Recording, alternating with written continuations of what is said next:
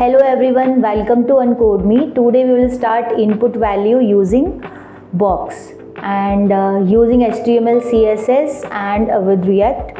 So last video में हमने props function के बारे में सीखा था जो आप मेरी स्क्रीन पे देख पा रहे हैं। तो चलिए स्टार्ट करते हैं get input box values, correct. तो आज हम पढ़ेंगे गेट इनपुट बॉक्स वैल्यूज़। तो सबसे पहले हम इसमें सीखेंगे कि किस तरीके से हमें इनपुट फील्ड क्रिएट करना होता है, किस तरह से हमें फंक्शंस और गेट वैल्यू लेने होते हैं। तो सबसे पहले हम app.js की फाइल में जाएंगे और यहाँ पर by default function app return और div class name is equal to app predefine होता है जब हम रिएक्ट को इंस्टॉल करते हैं। तो इस div के अंदर जो भी हमने एक्स्ट्रा फाइल का टैग यूज़ किया उसको हम रिमूव कर देंगे और यहाँ से हम उसको इंपोर्ट को भी रिमूव करेंगे, करेक्ट। तो सबसे पहले हम यहाँ पर कोई एक इनपुट का यूज़ कर लेते हैं। तो हमने यूज़ किया इनपुट और इस इनपुट में हम लिखेंगे type is equal to text. इस टेक्स्ट के हम टेक्स्ट को लिखने के बाद इसको क्लोज़ कर देंगे इनपुट टैग को और यहाँ से ये क्लोज वाला पार्ट रिमूव कर देंगे और इनपुट से पहले हम यहाँ पर कोई हेडिंग में लिखेंगे गेट इनपुट बॉक्स वैल्यू।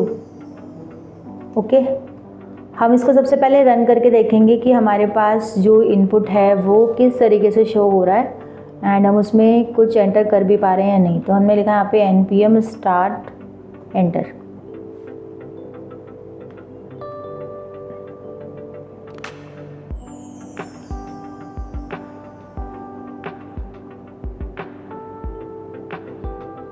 तो जैसे हमारे पास hello users get input box values आ गया है क्योंकि हमने यहाँ पर हेडिंग में लिखा था और इनपुट की जगह पे हम यहाँ पर कोई भी डेटा, कोई भी एंट्रीज फिल आउट कर सकते हैं।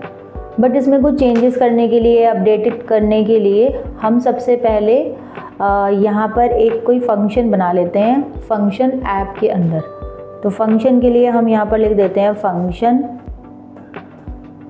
Gate data. This is user defined function, you can write hear anything जो भी आपको यहाँ पर लिखना है। एंड अगर आप यहाँ पर कोई वेरिएबल ले रहे हैं, फॉर एग्जांपल ए मैंने वेरिएबल पास कराया और आप उसको प्रिंट करना चाहते हैं कंसोल पे, तो हम यहाँ पर लिख सकते हैं कंसोल डॉट वॉन, जस्ट फॉर चेक करने के लिए कि वहाँ पर ए की वैल्यू क्या प्रिंट होगी जो भी आप ऐड ऑन करना चाहते हैं। और हमने जावास्क्रिप्ट के अंदर एक टॉपिक हमने पढ़ा था ऑन चेंज, तो हम यहाँ पर ऑन चेंज का यूज़ कर रहे हैं अभी हमें वापस से समझ आएगा कि ये ऑन चेंज क्या करता है यहाँ पर। तो मैंने लिखा यहाँ पे गेट डेटा एंड हम क्या करेंगे गेट डेटा की वैल्यू को टारगेट कर लेंगे सबसे पहले। तो हमने यहाँ पर लिखा डॉट टारगेट, ठीक है। और हम इसको रन करके देख लेते हैं।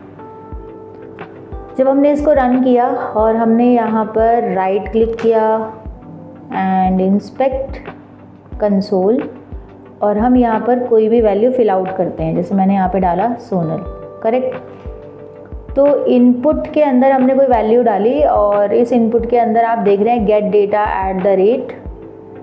जितनी बार भी हमने यहाँ पर वैल्यूज़ मतलब उसके ऑन चेंज हमने लिखा, ऑन चेंज का अंदर जैसे आप वैल्यू को ऐड करते जा रहे हो तो आपका डेटा चेंज हो रहा है। राइट साइड में आप इफेक्ट देख पा रहे हैं, देखो, है ना। तो that is the on change. इसमें हम और भी चीज़ें ऐड ऑन करेंगे, जैसे if you want print input value, मतलब हम ये चाहते हैं कि अगर हम जो इनपुट के अंदर कंटेंट यहाँ पर ऐड करना चाहते हैं तो उसकी वैल्यूज़ को हम कैसे प्रिंट करेंगे। सो आप यहाँ पे लिख सकते हो console dot want dot value, ऐसे डॉट वैल्यू एंड हम इसको रन करके देख लेते हैं। तो जब हम इसको रन करेंगे तो अभी हमारा कंप्लीट नहीं है वैसे तो ये कोड, बट हम थोड़ा सा इसमें कंटेंट देख सकते हैं कि जैसे आपने एक एक कैरेक्टर डाला, एस कैरेक्टर डाला तो यहाँ पे इफ़ेक्ट हो रहा है एंड हमने फिर ओ डाला तो इफ़ेक्टिव, है ना। हमने जितना भी कंटेंट डाला तो वो इफेक्ट कर रहा है, मतलब एक एक करने के बाद ऑन चेंज का मतलब जैसे आप उसमें कंटेंट ऐड ऑन कर रहे हो तो वो इफेक्ट हो रहा है डेटा। अब अगर हमें क्या करना है, हमें इसकी वैल्यूज़ को प्रिंट करना है तो हम यूज़ स्टेट यूज़ करेंगे अपडेशन के लिए। तो सबसे पहले यूज स्टेट को हम इंपोर्ट कर लेते हैं। तो हमने लिखा है यहाँ पर import react use state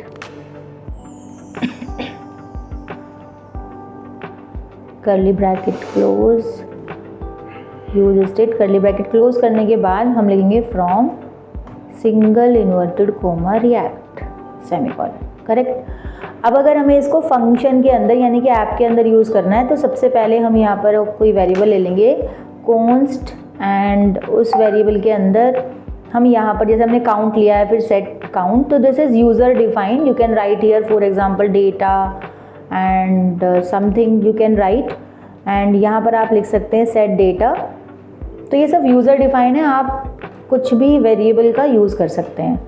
and use state के अंदर इस वक्त अभी हम डालेंगे नल, बिकॉज हमें कुछ भी ऐड नहीं करना है अभी। And after that get data के अंदर हमें सेट डेटा की वैल्यू में वैल्यूज़ को हम लिख सकते हैं। तो हम यहाँ पर लिखेंगे हमारे वेरिएबल का नाम है a.target.value।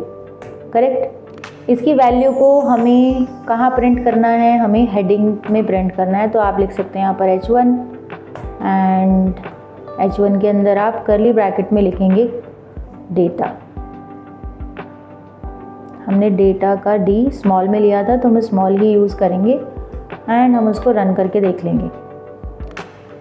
जैसे ही हम यहाँ पर वैल्यूज़ डालते हैं तो हम देख सकते हैं कि जैसे ही आप वैल्यूज़ इंसर्ट करते हैं, जो भी आप डेटा यहाँ पर इंसर्ट कर रहे हैं, हमें उसका इफेक्ट नज़र आ रहा है हेडिंग की जगह पे, जहाँ पर आपने कर्ली ब्रैकेट में डेटा लिखा था।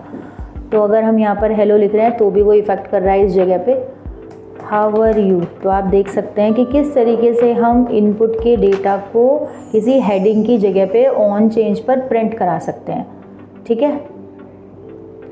तो आज हमने सीखा कि इनपुट बॉक्स वैल्यूज़ में हमने हेडिंग की जगह पे ऑन चेंज फंक्शन का यूज़ करके कैसे उस वैल्यूज़ को एक्सेस किया। नेक्स्ट वाली वीडियो में हम ऑन चेंज के से रिलेटेड और इनपुट से रिलेटेड आने वाली वीडियोज़ में बहुत सारे कॉन्सेप्ट सीखेंगे। तो तब तक के लिए thank you so much guys, bye bye, take care. For free career counseling or demo sessions, call or WhatsApp on this number